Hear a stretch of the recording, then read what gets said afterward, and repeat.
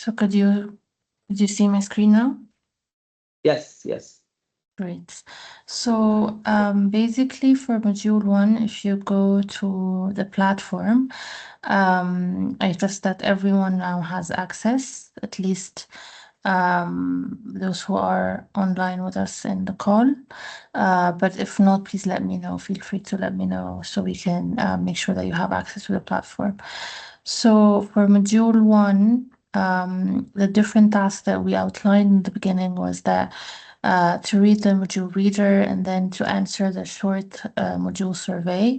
So basically the surveys are just to get your feedback on the content, on the rhythm, and if there's anything to improve, etc. So we're very interested to get your feedback on module 1, and also there is a survey for module 2. And then the quiz is a small quiz just to ensure that everyone has grasped different concepts that we discussed in module 1 related to inflation and to education economics and financing in general. And then there is the individual or discussion forum 1. So basically so task 2, 3, and 4 are on an individual level. And then task 5 is at the group level. So if you go down here to module 1 activities, you will find that there is this module 1 survey. I think I've clicked on it here.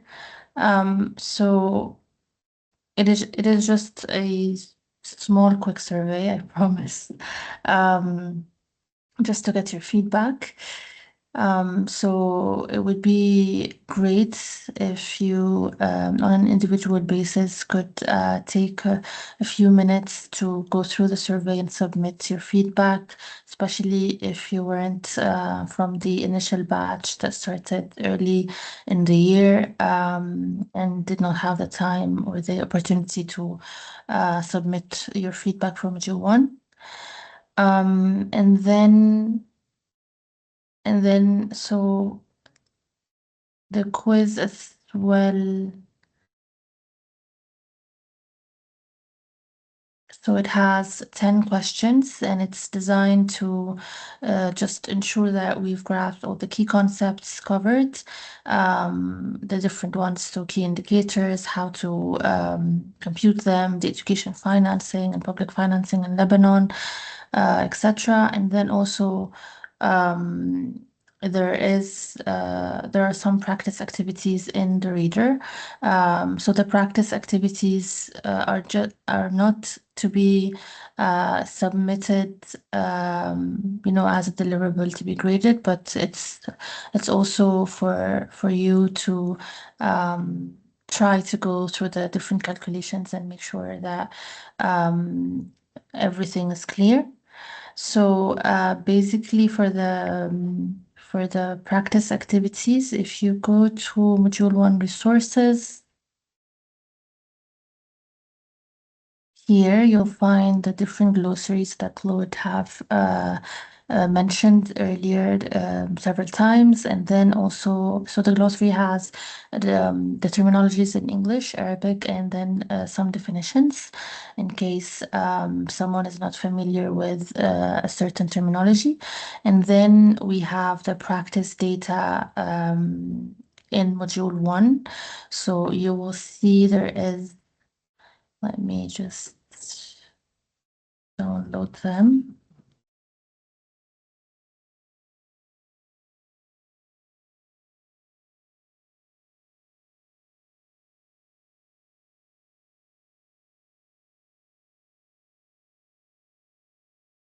So this is the examples, the different examples in the reader. So you'll see that there is 5 practice activities.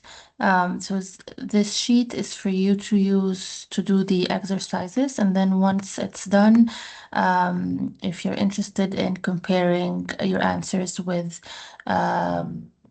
the answers that we provided, then you can go and compare that and cross-check with the different sheet that we provided that ends with answers.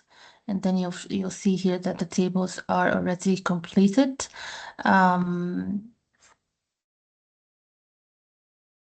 So also with the formulas, etc. So that would be I guess I hope it will be helpful for everyone to go through.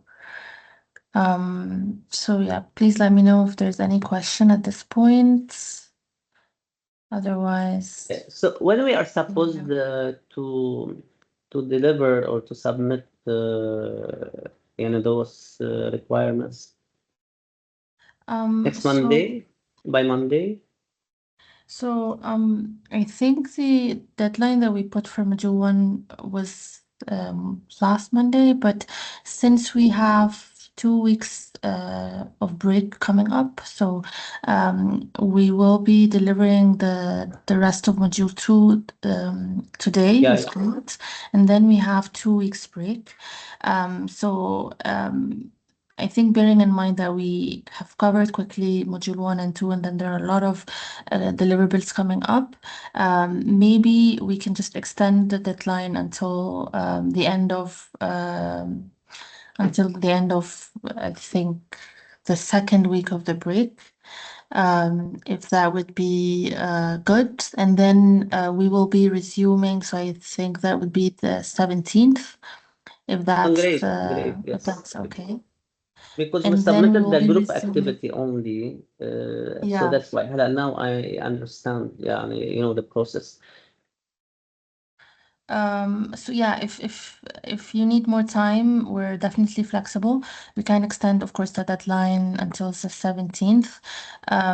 Again, we're not kind of closing the submissions on the platform, so you can always submit even if you how to say it, if you even if you miss the deadline, you can always submit afterwards. Just that we highly encourage that you submit on time, because as you can see, we're moving quickly, and also the deliverables will be piling up. So I think in the week of the 20th, we'll be coming back for module three. So during the break, we'll also make sure that we provide you with the reader and the different materials for module three, so you can have the time to go through the reader and prepare before the session. Module three, it's going to be a little bit dense, and it's a bit long. So I would really encourage to go through the reader during the break. So yeah, I hope that's clear from my side. Yeah, and if we have any question, so can we send an email to whom? So the questions in general, if you're interested, you can send it on the platform. If not, if you don't feel that it's user friendly, you can just send to Claude and I. We can put our emails in the chat, or if you want, you can send it on the here in the chat, since it's the chat for the different sessions. So it depends really what you want to do. So you have the help. So you have here the forum for discussions, and also if you want to request an office hours, or if you just want to send us by email. Okay. That's great. So I think we covered survey one and quiz one, and the different resources and practice activities here. So I guess, yeah, next thing is the discussion forum. Again, just to reiterate that whether the survey, the quiz, or the discussion forum, it's the grading style is just to make sure that the participant has completed such an activity. So it's not it's not kind of graded right or wrong. It's just graded completed or not. But of course, we encourage you to make sure, especially in the discussion forum, to make sure to provide comprehensive answers, and then we will be also providing feedback soon on the different answers in the discussion forums.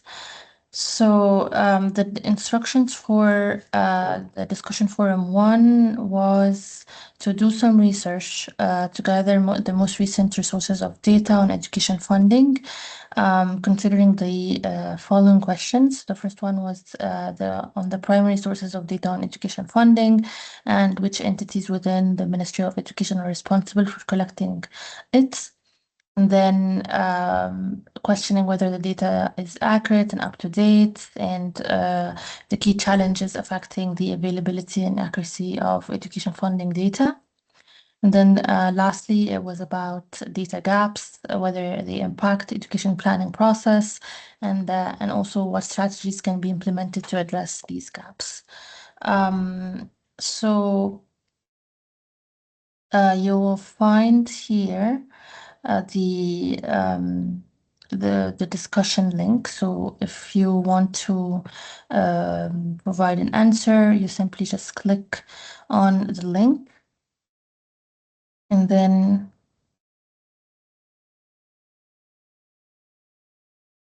I think you could simply just reply here, reply to Claude's question, and then submit. So you write your answer and then you post to the forum.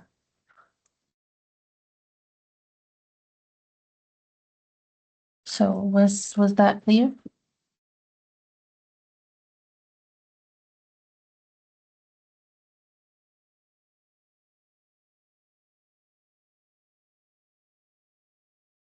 Is there any question, or did you lose me?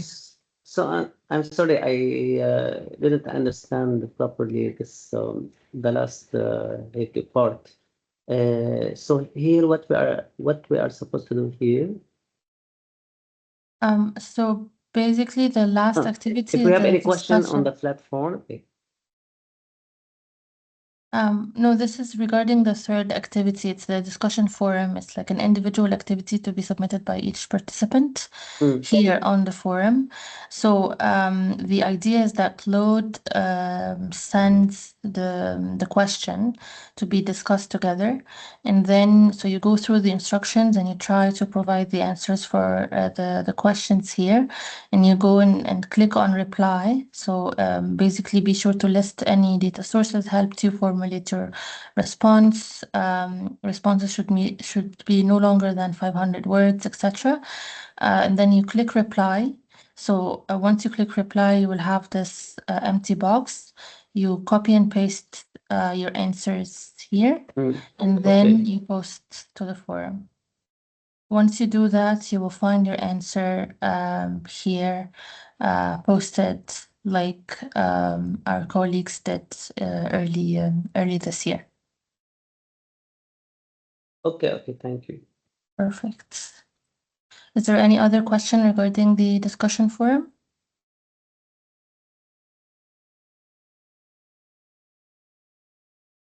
Okay, take that as no.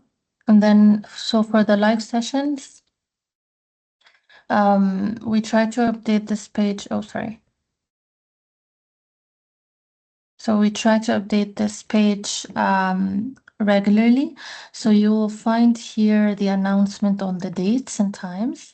And then also you will find the Teams link. And then you will find the recordings. So we have uploaded the first two recordings that covered module 1. And then also we chose to keep the different other recordings that were done earlier this year. So this is just for anyone interested to listen to the recordings afterwards.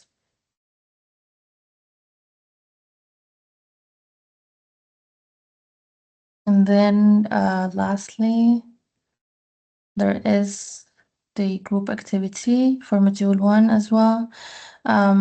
So yeah, I understand that I think I can't see the screen, so I can't see who joined. But I understand that most of our colleagues joining us today has submitted their group activity, and we thank you so much for this. But to just go through in a nutshell, you will have in each group activity, you'll have different instructions. Here in the beginning, we just encourage that you go through the group's document. You'll find it here. It's the Google link that we put. So you'll find your group, and we encourage you to go through. So you go through to your sheets and you try to fill in the different contact numbers and nominate a group coordinator for the coming. If you didn't do this, so it would be great to do it for the coming group activities. And then once this is done, and then that you started to work as a group, the main step for or the first one for the group activity 1 is to identify the key indicators to evaluate the adequacy of public financing for education in Lebanon, to extract the data, and then to start analyzing the data. So to discuss with the group on the trends, gaps, or inconsistencies in the data, to discuss whether the results indicate adequate or equitable public financing for education based on global benchmarks, and to discuss also the quality of the sources of data used and any challenges finding and analyzing the data. Step 5 would be to compile the findings and to provide a brief introduction on the selected indicators, to describe the data sources and methodology, to provide relevant figures and visualizations as possible, and to provide clear explanations and analysis of the findings. And then an optional last step would be to submit the draft group work for feedback. So you have an opportunity in each module to submit your draft materials to receive feedback from the course facilitators. And then once this is finalized, you add the submission. Again, in each group activity, you will find the deadline, but since we do not close the section, you will always be able to upload your deliverable even if you missed the deadline. So group activities are in general will be part of the final knowledge reports that will include all module group activities, and this will be due on December 8th. So that's the big portfolio that will be graded at the end. So this is why we encourage you very much to go through the process and to make sure to do this in a timely manner so that activities do not pile up. So in a nutshell, yes, this is module 1. For module 2, I think it's the same. So task 1 was to go through the reader, also to answer the survey. So the survey, you will find it here under module 2 activities. And then to complete the individual discussion forum 2, and you will find it here.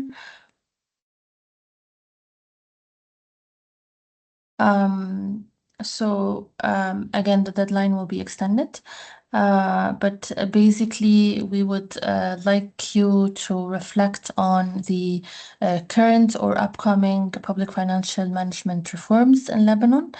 And through this activity, we would like to really dig deep into the different documents to be able to provide kind of a desk review on the different different reforms related to public financial management and the implications for the education sector. The challenges that these reforms could introduce in budget planning and management tasks, etc. And then also we had another question about whether you have encountered the performance-based budgeting approach, and if yes, if you could describe the context and how it was applied, and if no, to reflect if you haven't encountered the performance-based budgeting, to try to reflect on how feasible performance-based budgeting would be in Lebanon, and to provide a justification. So for this discussion forum, we will be updating it a little bit to provide you with more recommended readings to be able to help you with providing comprehensive answers in the discussion forum. We'll be updating it soon, inshallah, and you will find different hyperlinks also linked here. And again, if you want to post a reply, you go and click on the link, and then you click on reply. I'm trying not to repeat myself so much. So you go on reply, you paste your answers, and then you post it. And then again, so live sessions here, you will find the recordings. We will be uploading the recordings soon for module 2. And then lastly, it's the group activity. So the group activity, it's about doing a SWOT analysis. So the objective of the activity is to provide participants with hands-on practice in assessing the current public financial management practices in Lebanon. So the idea is to review the national budget steps, to conduct a SWOT analysis and propose actionable improvements. You will find a matrix document here to help you with the answers.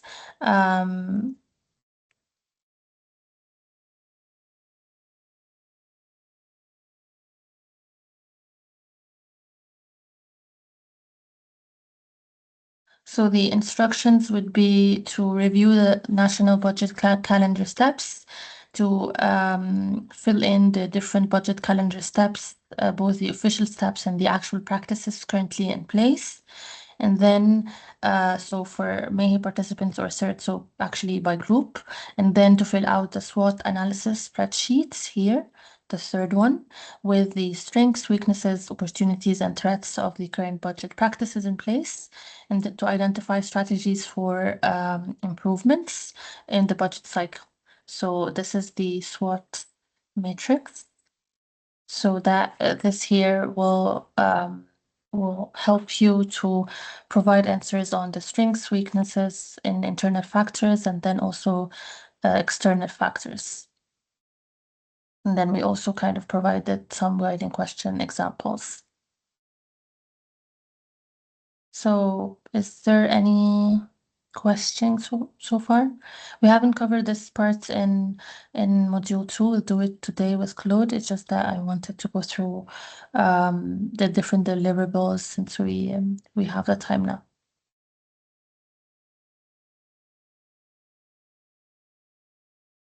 So please let me know if there's anything unclear. Thank you, Hala. So yeah, we can take a few minutes for questions and comments on this one. And good morning, everyone. Good morning, Claude. Good morning. Good morning. Good morning. So yeah, we want to give you an overview of the different activities and assessments that are planned. And overall, I think really what we would like to know is how you're finding these, the course generally, and also the practice. We are still early in the training, so if there are things you think should be adjusted, please let us know so that we can really factor that in our coming sessions.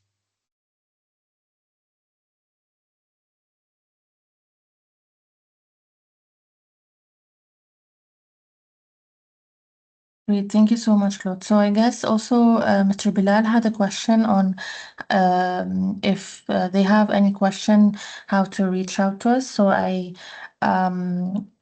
suggested that they can use the platform to to post their questions, and also if they want, they can use the chat here, or they can directly send us emails if that's easier. Yeah, definitely either of these modalities. Of course, actually, the platform is recommended because everyone will have access to that message in case other groups or individuals have the same questions. So we recommend the platform. But if that doesn't not work, of course, you can use other modalities, including email, and you can copy other colleagues as relevant. Thanks. Great, thank you so much. So, is there any question at this point, or we could give the floor to Claude to continue with module 2?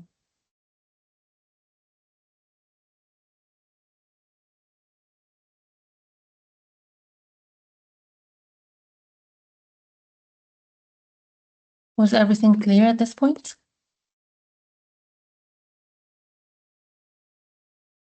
Yeah, it's fine. Great. Thank you so much. Sorry it took so much of your time. So I think I'll stop sharing my screen, Claude, and I'll let you pick up module 2. Thank you. Let me share my screen. And today I don't know whether it's because we changed the hour of the session today, but the participation seems to be really low. But just for your information, we reached out to UNESCO Beirut for them to engage with MEHE high authorities to share the experience of the last 2 weeks.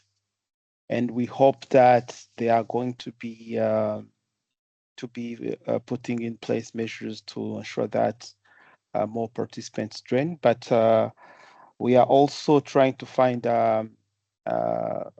other alternatives to bring more participants to the training, including what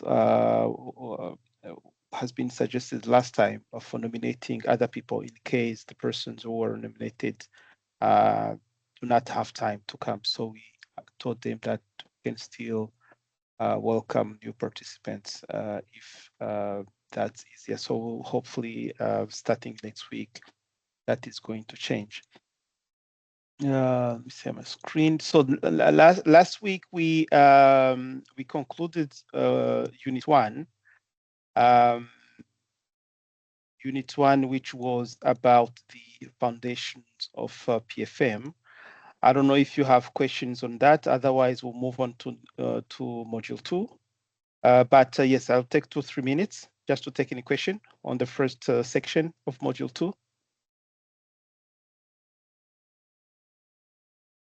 And whether you managed to have a look at the recommended readings.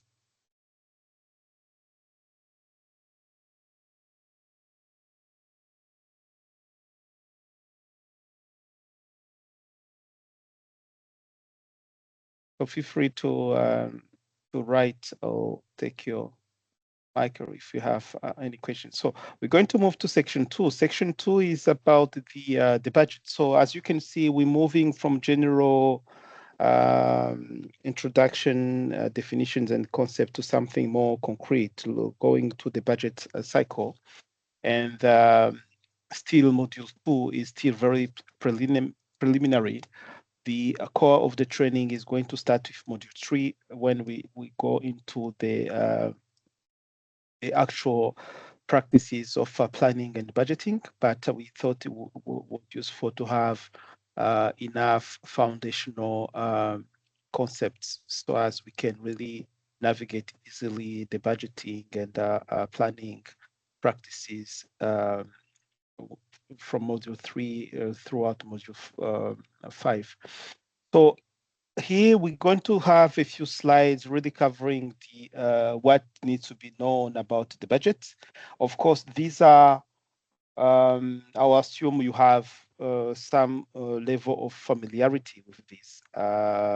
What is important just to to situate your knowledge into a broader conceptual framework related to the budgeting. Really, that's because we by practice we do a lot of budgeting in our daily activities, but it is useful to make sure that we understand how our different actions at within a department, within a directorate, within a ministry fit within the broader national budgeting processes. So that's really the aim of this section. At this point, we have an important concept to know is the what is meant by the public sector. This is important because it has far-reaching implications in budgeting, when it comes to understanding macro financial statistics. It is important to know whether the statistics you are talking about covers the public sector, the government, the general government, or the central government.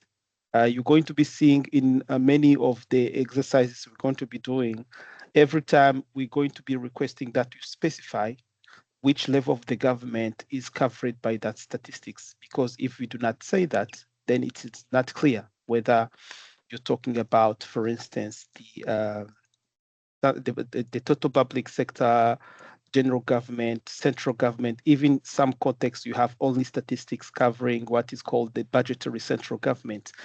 Before going to this, I would just want to ask questions if you are familiar with these different definitions and whether it speaks to your current practices. Does this tell you something?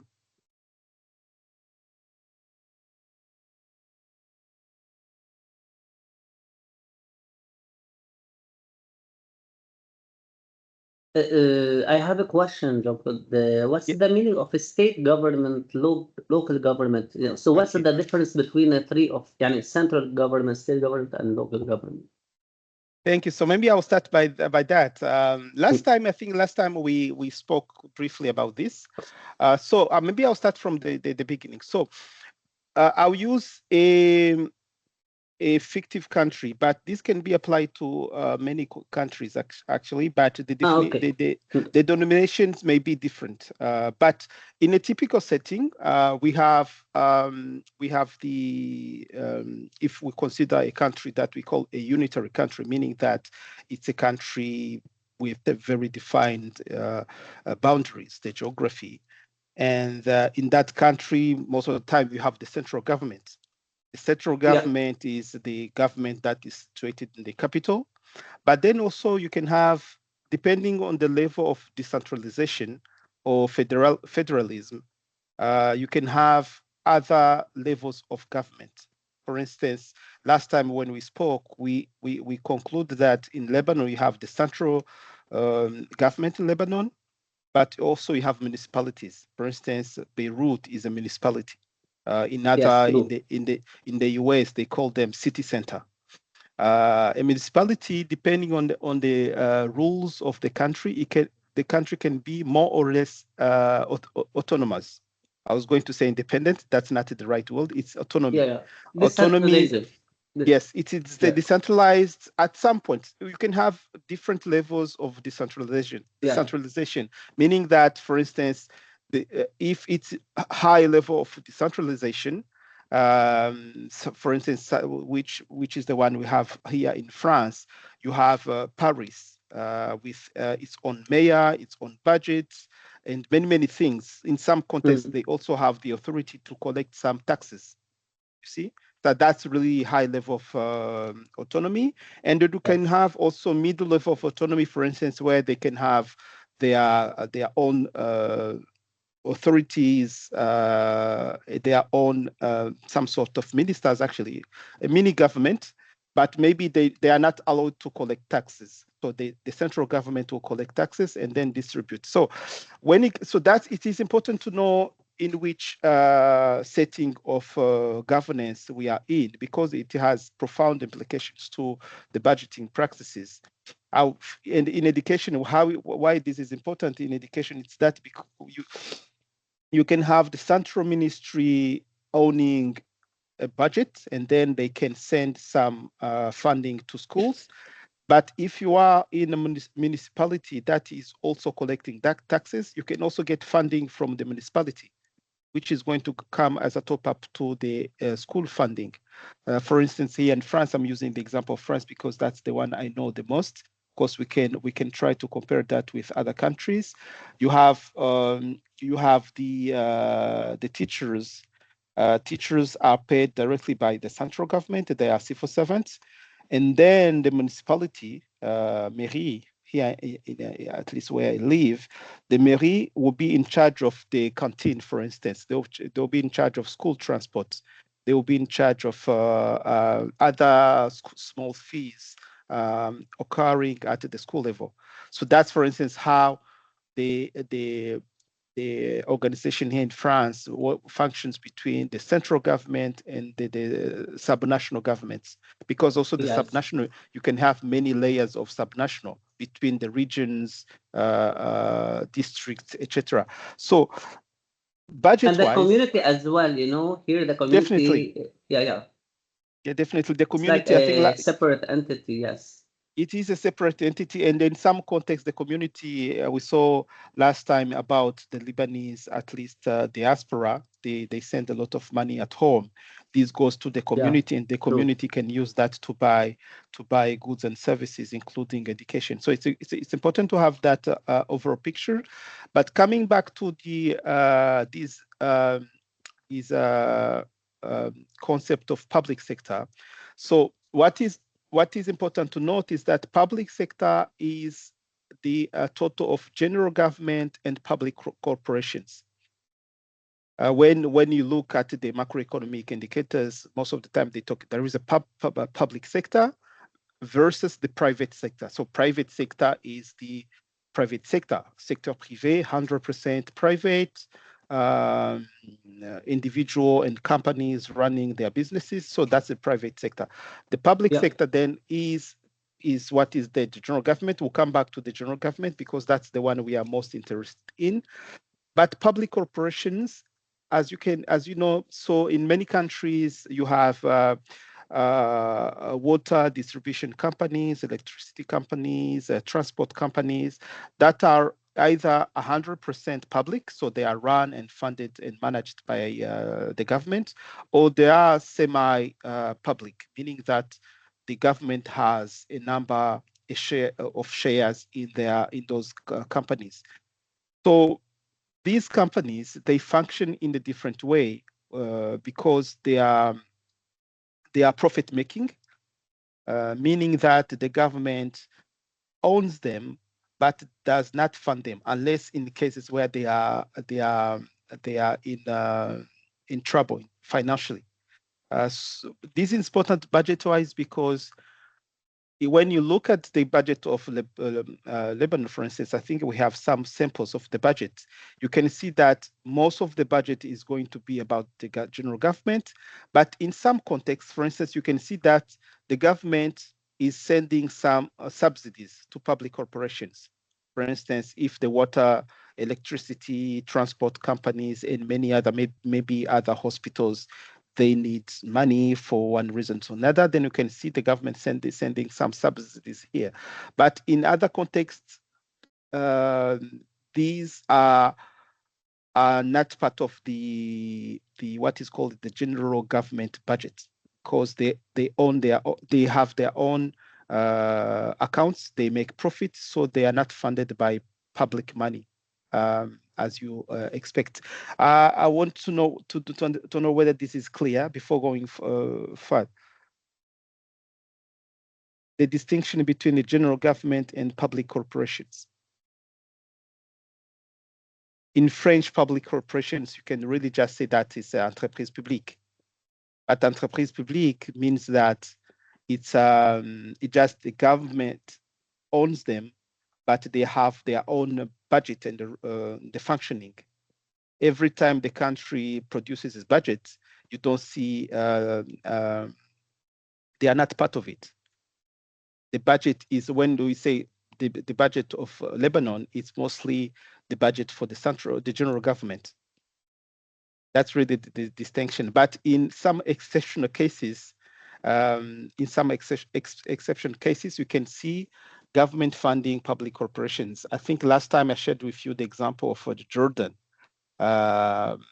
Jordan, a few years back, something like 10 years ago, when their water and sanitation company was in bankruptcy, the government had to come in to provide funding, and it created a lot of economic issues.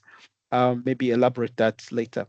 So once we understand the difference between general government and public corporations, then it is then important to see the different components of the general government.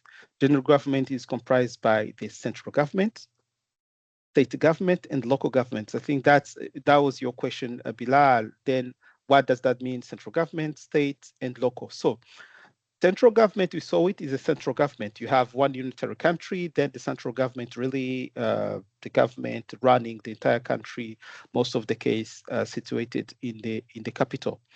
Then you have, depending on the administrative organization, you can have states. States, in that case, for instance, the case of Lebanon, that will be the city of Beirut, because they're not a state, but they have a certain level of autonomy where they are different from other regions and districts.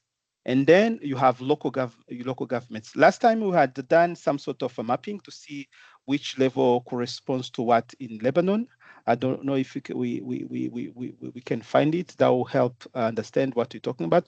But typically, the central government, we already defined it. States, depending on the country, it can be the second level of administration right after the central government, and the local governments then can be another level of government after the state. For instance, in France, you have regions, and other regions you have mairie, something similar to districts. But you can also have lots of other settings. That this is just one cases.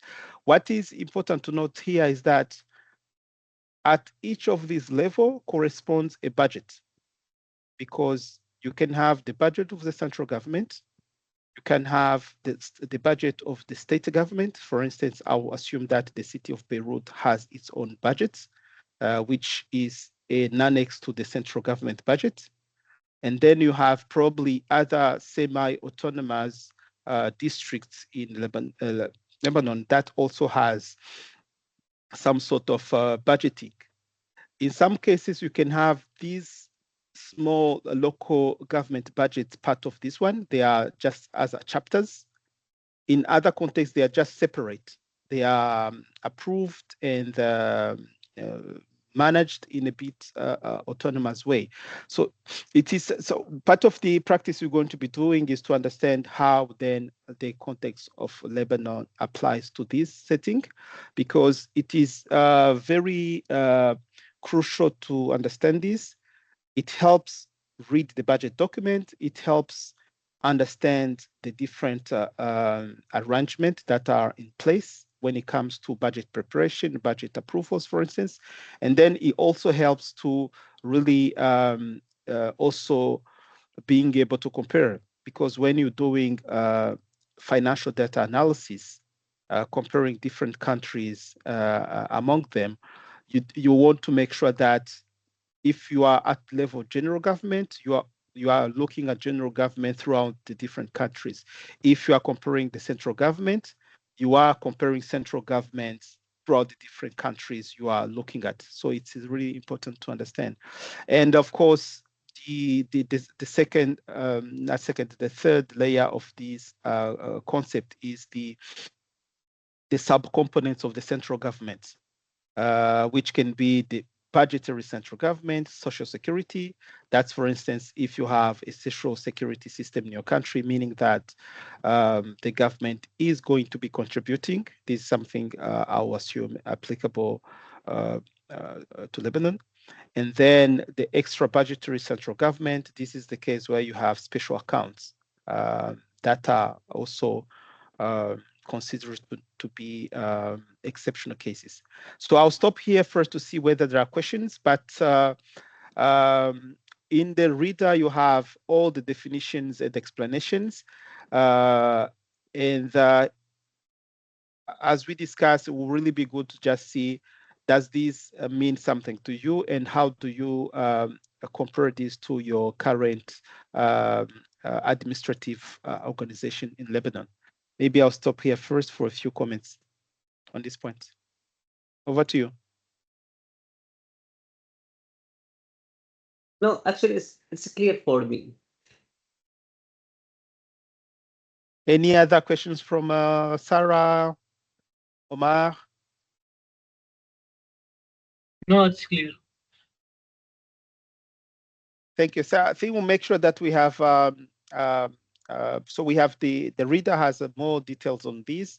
We have additional recommended readings, but also throughout the practice, we can make sure that really relate these to the current administrative organization of Lebanon.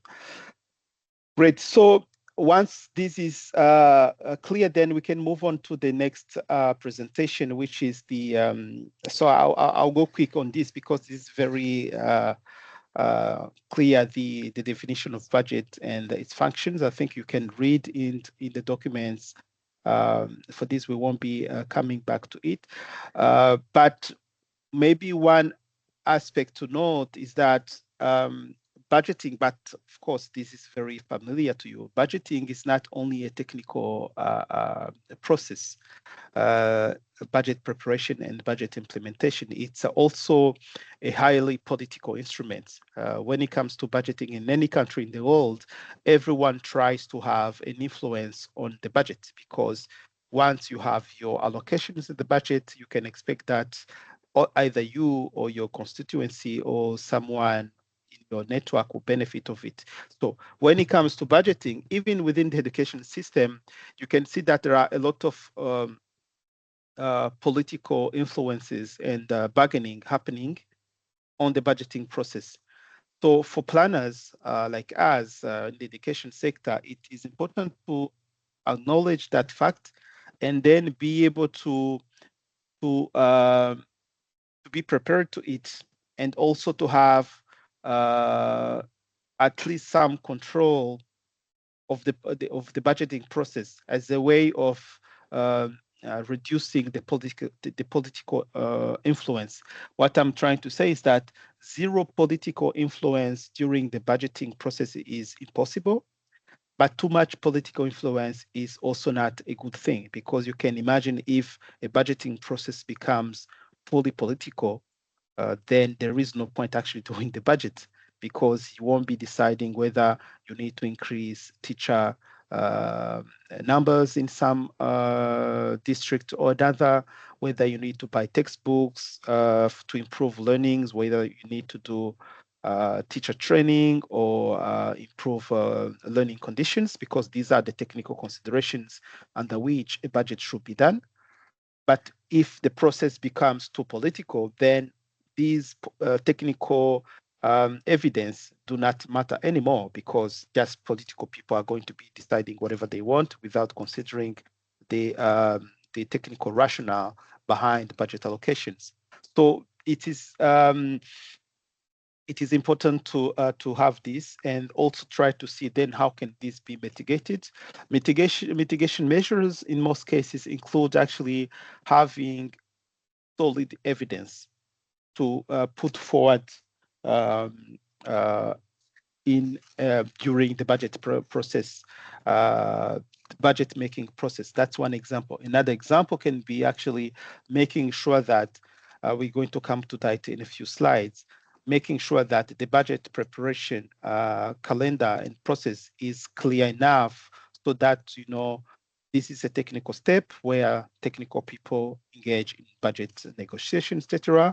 And at some point also bring in political people, but at specific moments when important decisions have been made, for instance. Any question at this point? No, it's very clear. Thank you. So this is some sort of definitions. I won't spend too much time on it. Principe budgétaire, budget principles, budgetary principles. These are actually in theory. Of course, they should be respected, but what is clear is that in most countries, they are not very well respected, mostly in countries that are going through emergencies or instability.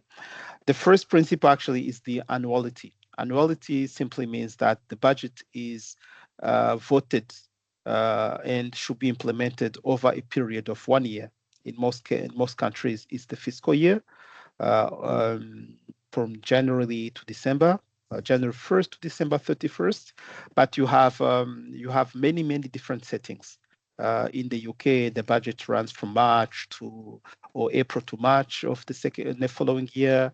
You have countries like in the US, the budget calendar runs from July to June of the following year, etc. But in most cases, it's from January to December.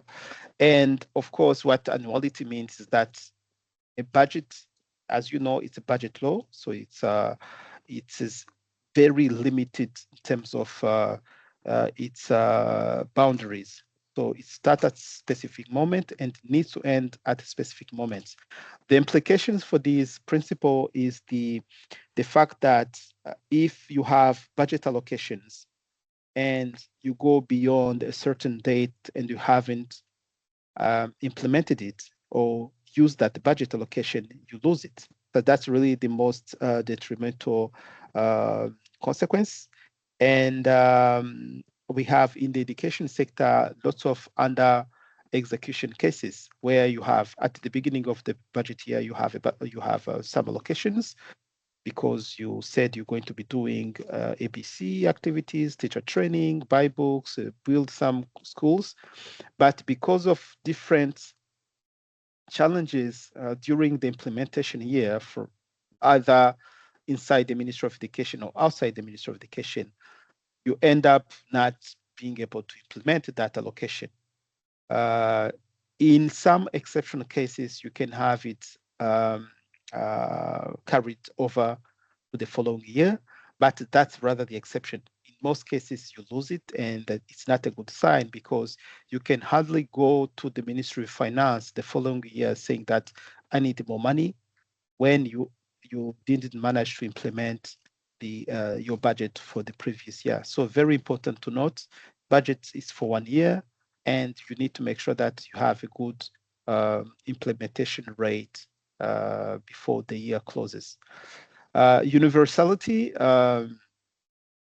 this is rather related to the revenue collection, so the revenue mobilization side of budget.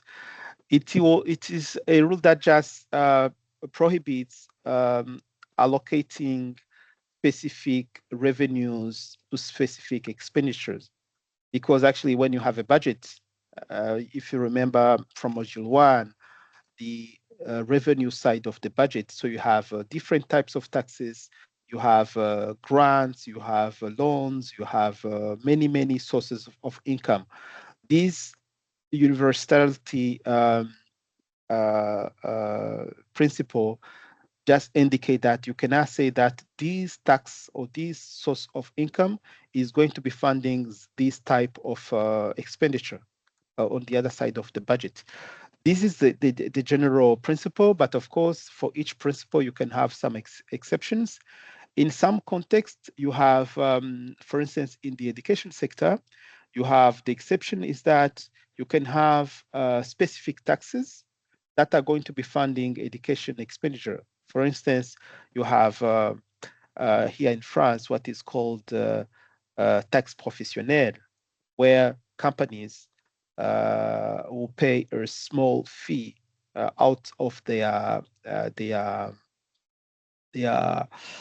chiffre d'affaires, the sales, to fund vocational training because they are the ones who are going to be benefiting of the graduate of this vocational training when they finish their studies.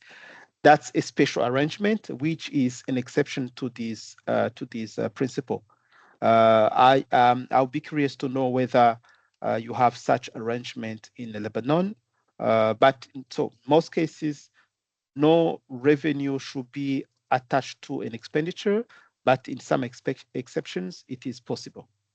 Let me know if you have comments on this.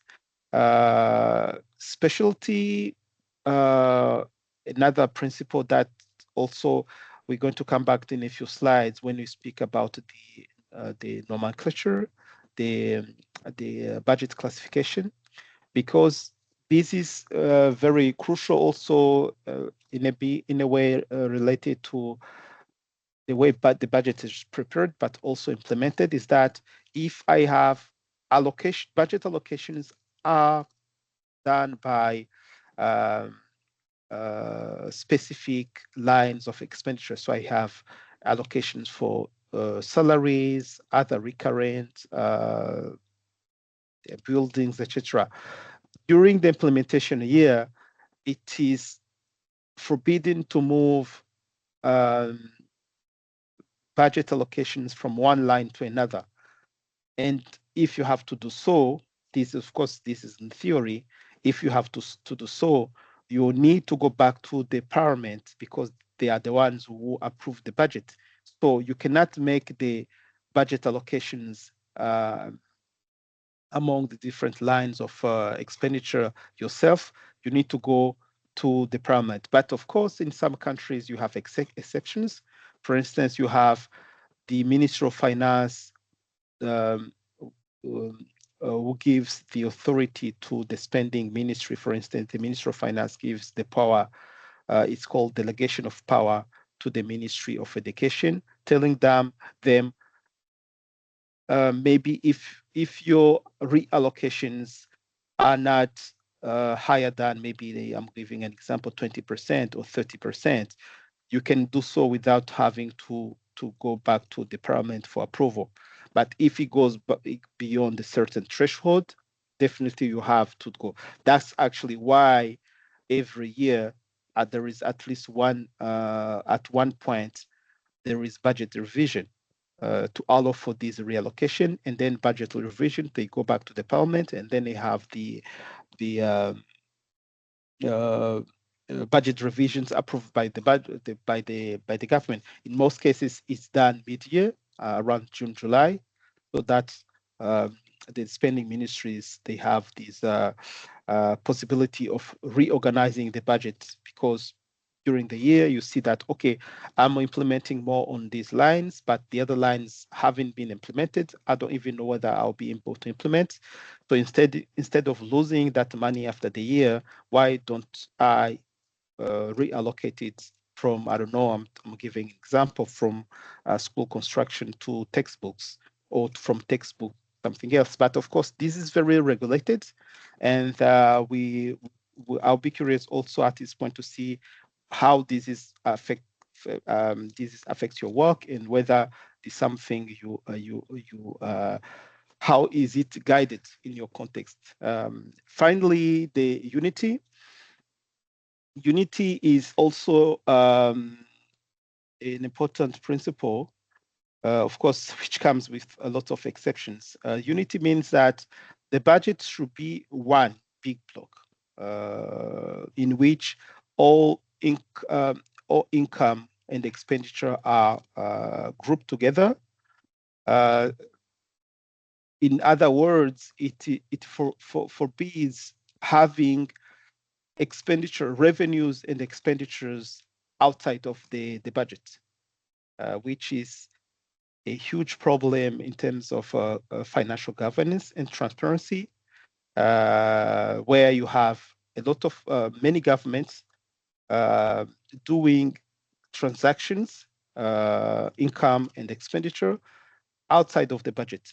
We can give the example of Senegal. It's the most recent, I think you've seen, but also in Lebanon, in a few recent few years, we've seen in the news where out of the sudden, people discovers that the government has hidden debts. The case of Senegal, it was less than a few months ago. It was in April or May. where they found out that the government had something like $7 billion unknown to anyone outside of government books. So that's typically the unity principle wants to forbid that, but of course you can see that in practice things are done very different. But of course, these types of malpractices in public financial management, they are very, very detrimental to the economy. When they come out, they create scandals, and they create also lots of issues for the government to be able to go back to the financial markets to get funding.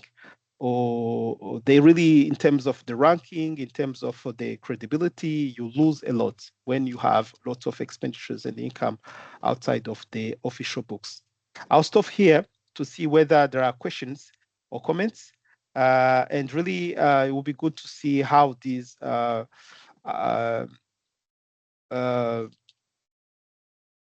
reflected in your context.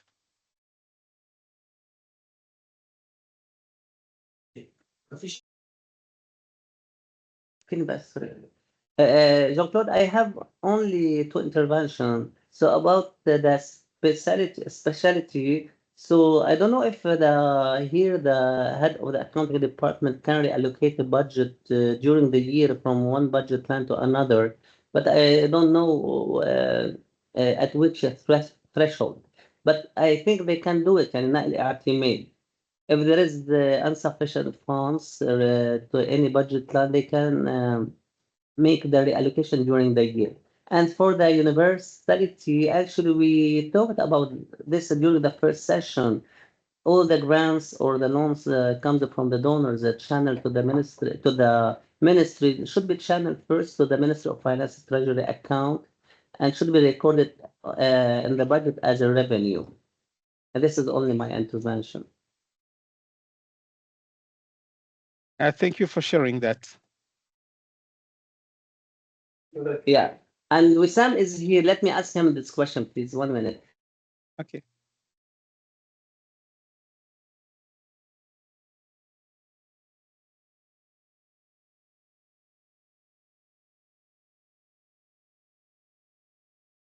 Okay. Yeah. Wissam said yes, we can do it, the reallocation of budget, but within the one budget line, because every budget line has different, more than one classification. But he can do it, the reallocation during the execution of the budget. Definitely. I think what will be useful will be to have, because I assume there is a guiding manuals that says what can be done, what cannot be done. It should be written somewhere. If you could collect that document, it's going to be very important to us when we go into module 3 and 4, mostly module 4, which is about budget implementation. Yes. And then we need to be able that we can look at these guidelines and see how flexible it is, because actually they can be changed. If the Minister of Education says, "Oh, this is probably not helping us implement our budget and achieve results," it is possible to go back to the Ministry of Finance and Budget saying that these and these are not helping us. We have a lot of cases where the Ministry of Finance has been very appreciative of this feedback. Of course, there are rules that cannot be changed because they apply to all the ministries. So those are difficult to change. But within the overall budget law and guidelines, there is always flexibility.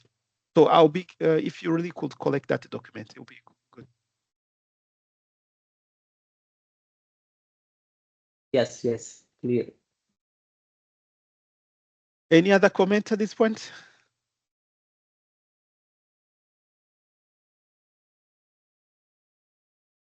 Another example here, for instance, for the annuality. We will also come back to this when we look at module 4 for the implementation.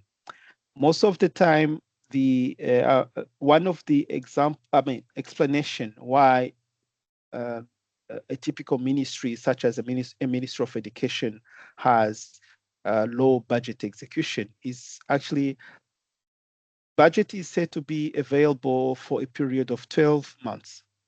between the period you have the appropriations open and then when the budget closes. So in theory, it's 12 months, but in reality, actually, what you see is that it can be as low as 7 or 8 months. Why? Because actually, and this is typical also to countries that are going through instability.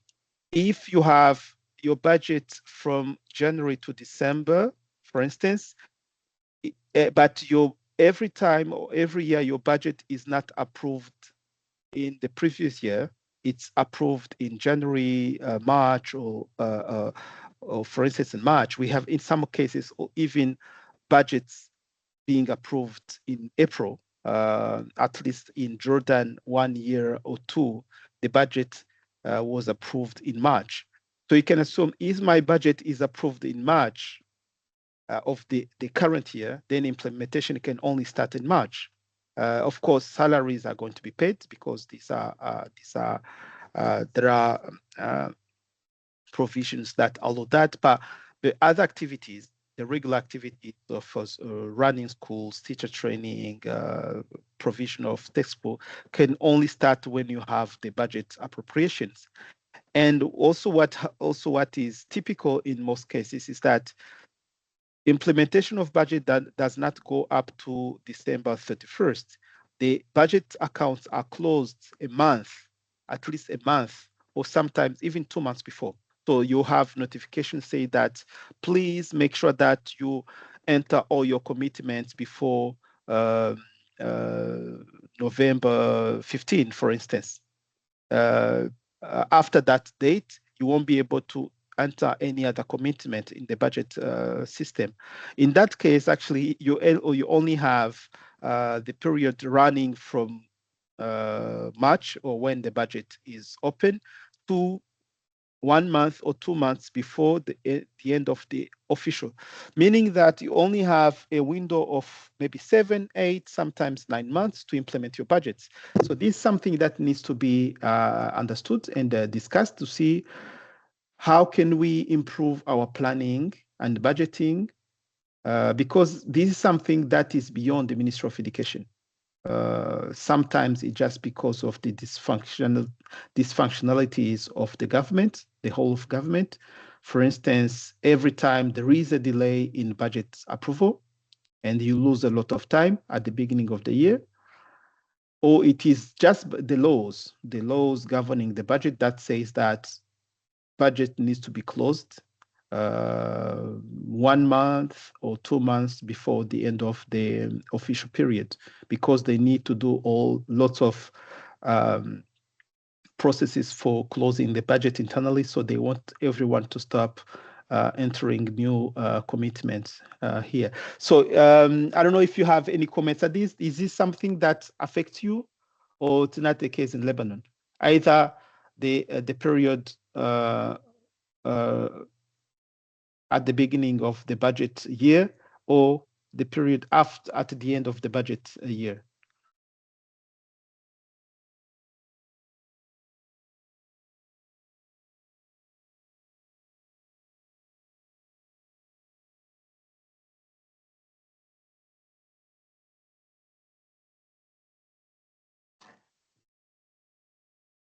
Comments, feedback?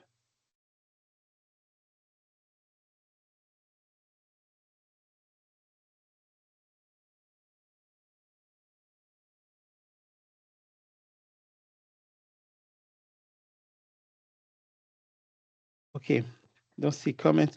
So let's continue. We still have a few minutes left.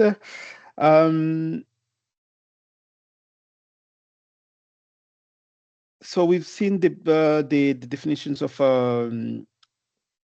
public sector and its components, and we saw the main principles, budgetary principles, and at this stage, but we kind of already discussed this, the official budget cycle at national level in Lebanon. This is something I assume you are very familiar with, because this is the the annual calendar you apply every year. We can move quickly on these unless there is a comment. One thing to discuss here, there is one practice activity related to this. How is this respected year after year? Because the delays we were discussing in the previous slides, some of the delays may be related to the fact that this calendar is either unclear to the different people who need to use it, or sometimes it's not communicated well enough to the different users, or it is not accompanied by enough support to the different departments so that they can really make sure that they follow it. So I don't know if there is a comment on this, but the budget calendar in any country is set by the law, something that you cannot just change. If you change it, you need to update many things related to it. As you can see, there are things that are done by the Ministry of Finance, by the different spending ministries. This is what is called here by public administrations. So these are all the government entities, ministries, and agencies. At some point, there is a validation by the Ministry of Finance. Once the different public administrations have sent their drafts, it goes to the Council of Ministers, then it goes to the Parliament, and of course, that's the final stage. In Lebanon, it's meant to start from April, if I can read well, from April to end of January.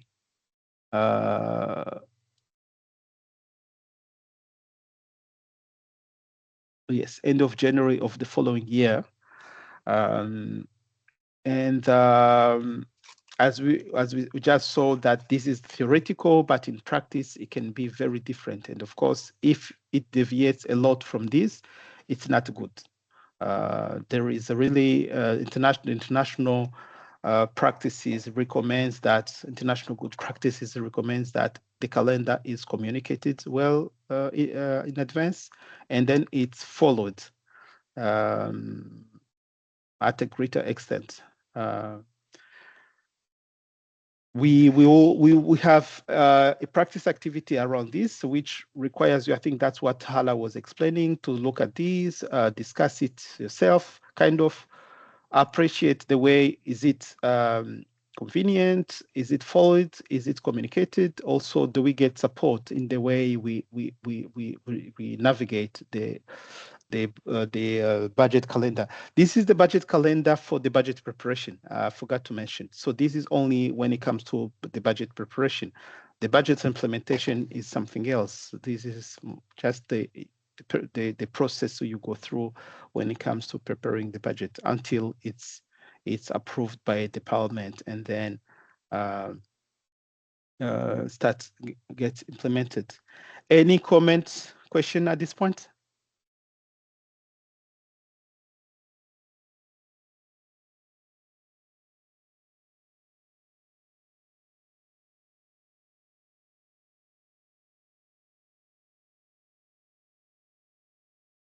So I assume this is very familiar to you. Thank you.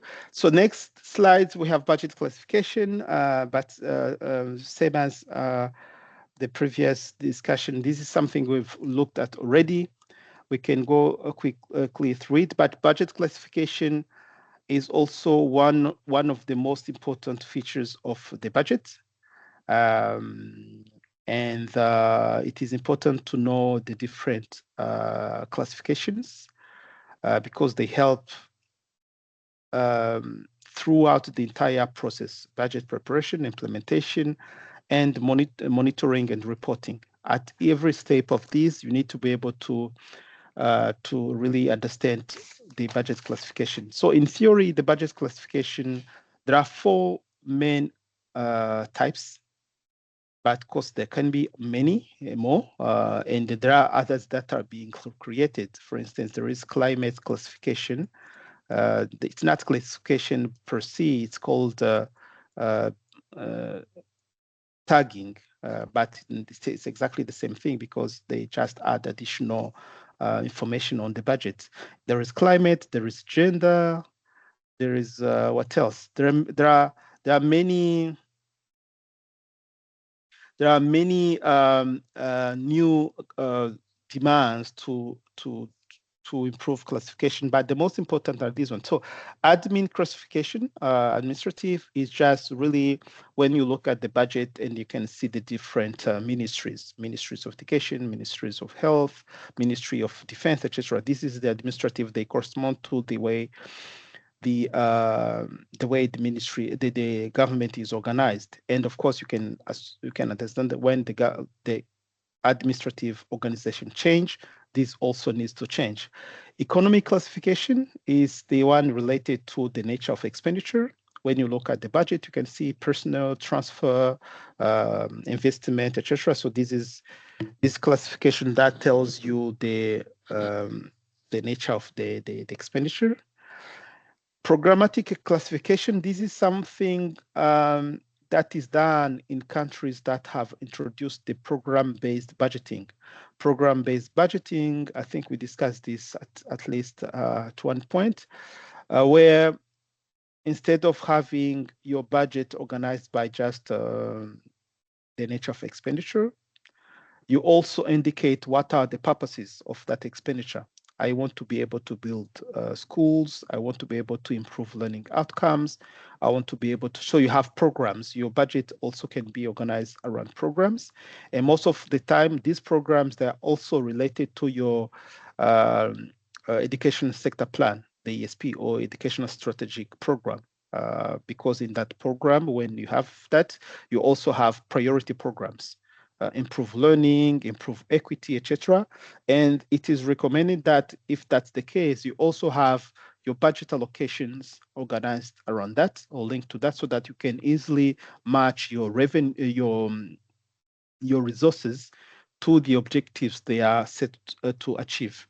We'll come back to this programmatic. I understand the current reforms are going to introduce some sort of programmatic classification.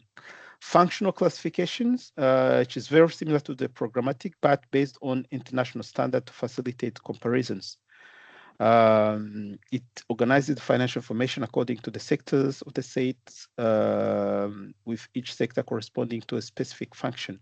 So these sometimes can be confused with these, but for instance, admin classification is simply going to be really correspond to the ministries in place. But the function classification, for instance, you can see education. If you, in the function classification, you see that education, you have education, health, defense, etc. And other education, you can see the Ministry of Education and all other agencies and entities doing something related to education. I don't know if you see the difference. So instead of having education as only the main ministry, you have the main Ministry of Education, of course, but plus many other educational related expenses. That's the case, for instance, for defense and security, where instead of having the different ministries, you have all spending related to that specific function as defense or health or education. That's really the example. The importance of these classifications, they just helps organizing. As you know, budget is hundreds of thousands of lines. You need to be able to organize it to facilitate the reading first, but also facilitate the allocations. At some point, the budget allocation need to be sent to the different spending departments, and then you need a way of splitting actually all these different lines. And reporting purposes, as you mentioned, when it comes to reporting, the different classifications come into play because it's going to be along the different classifications that you put together the synthesis tables, the different tables you need to do your reporting. And as I said, we have more and more new emerging fields we are adding to the budget classifications just to be able to say, okay, since we have governments committing to climate action. So if you want to be able to report in terms of what is the government doing in terms of climate action, you need to be able to link some expenditures to climate action. That's the same with gender, for instance. If your government has decided to address gender disparities throughout the budget, you need to be able to link some budget expenditures to disparity reducing expenditures, so that at the end you can use that information for reporting purposes. We have many other classifications, but probably we can say that these are the most important. And again, this is in theory, but in practice, I think we can look at what is the current reform is trying to introduce in Lebanon.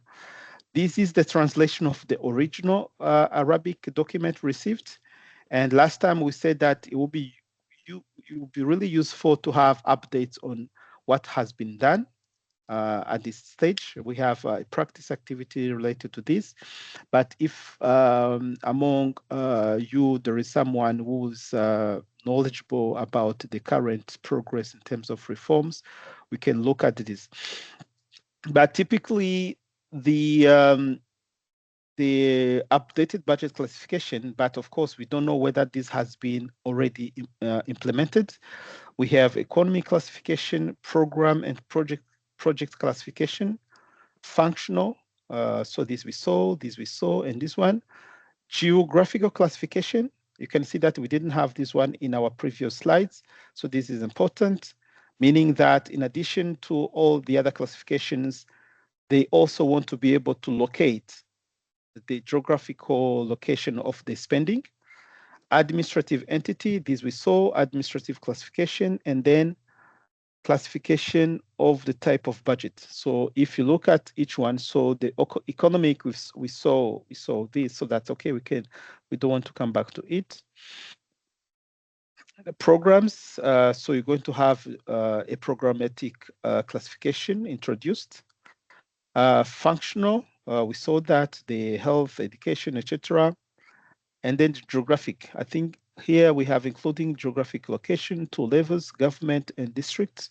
So only 2 that are going to be introduced. No, governorate. It's not government. Governorate and district. Sorry. So at least this is going to be 2 layers after the central government. If you can relate these to the discussion we had earlier.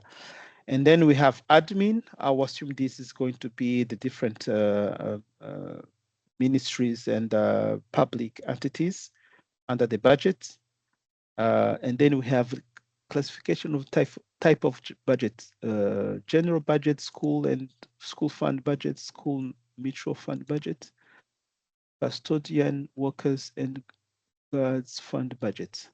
This is interesting. Does anyone have more details about this? It looks really detailed compared to traditional budget, and of course, whether this has been implemented or not yet. Anyone?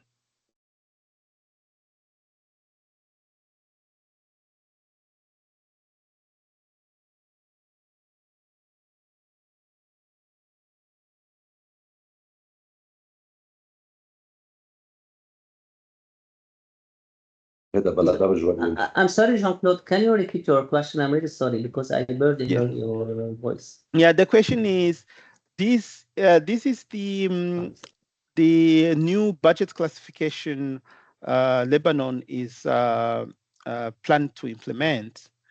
The question was, because this was shared with us a year ago by the GIZ project. So the question was, has this already been implemented? So are you already using this classification or not yet? The training, he is with me now. Yeah. But he said, no, as I told you last time during the last session, no, if you want to change or to restructure the classification, so for the budget, the general budget, it should be it should be done from the Ministry of Finance, not from the Ministry of Education. And actually, this should be done. Yes, the initiation from the Ministry of Finance and should be ratified by a law. But here, Wissam is seeing the classification. Actually, he's familiar with the economic classification because this is what we are familiar and we are using today. But let's say here for that geographical classification, this is a new classification. And let's say classification for that type of budget for the items are new. But as I told you, we cannot modify or structure any the budget, the classification, unless there is a decision made at a high level in the government. Yeah. Yes, that's true. But we also said that it is unlikely that the reform, the budget classification reform, was launched without the implication of the Ministry of Finance. I assume that the GIZ project, they were in collaboration with the Ministry of Finance, right? Using the education as a pilot. Yeah, I don't know. They are coordinating with the Ministry of Finance. Okay. Yes, I don't know really. Because it's impossible otherwise, actually. As we said, it's just not it's not just the classification. It is related to the FMEs and the many other components of the PFM. Yes, true. Okay, thank you so much. So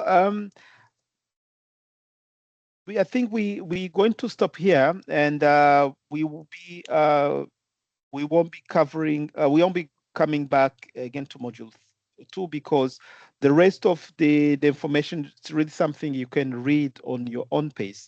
But feel free to reach out to us if you have questions. And I don't know, Hala, if you explained that before going into module 3, we're going to have a break to allow for the different groups to finalize their assessment and submit them. But also we have a number of readings we recommend you look into. So there won't be live sessions, the official ones, next week, but if there is a demand to meet and speak with us as a group or individual, we are of course available. And of course, feel free to send an email directly or throughout the platform if there are questions. Hala, over to you maybe for the final concluding remarks. Thank you, Claude, so much. Yes, we have discussed this in the beginning of the session. So as we said, we will be on a break for 2 weeks, just to take the time and to complete the different activities for module 1 and 2 that we went through. And we'll also make sure to make the resources for module 3 available so that colleagues can have time to have a look before the next session that would be on the week of the 20th. We'll make sure to update you and send announcements via the platform as well.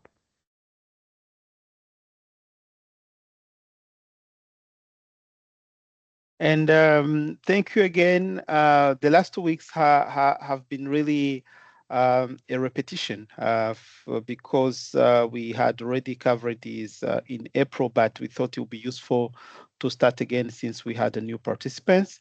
So when we resume the training, we're going to go really into the core of the training with more practice activities. So make sure that you look at all the materials, the additional readings we are sharing, and also you conduct the practice activities. It's going to make the experience with the upcoming modules much easier. And goodbye for now, unless there are any comments, questions.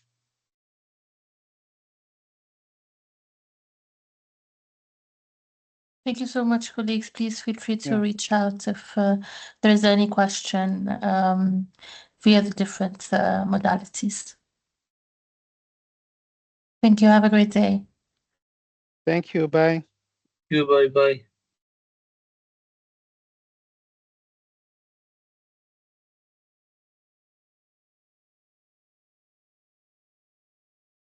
Thank you. Bye.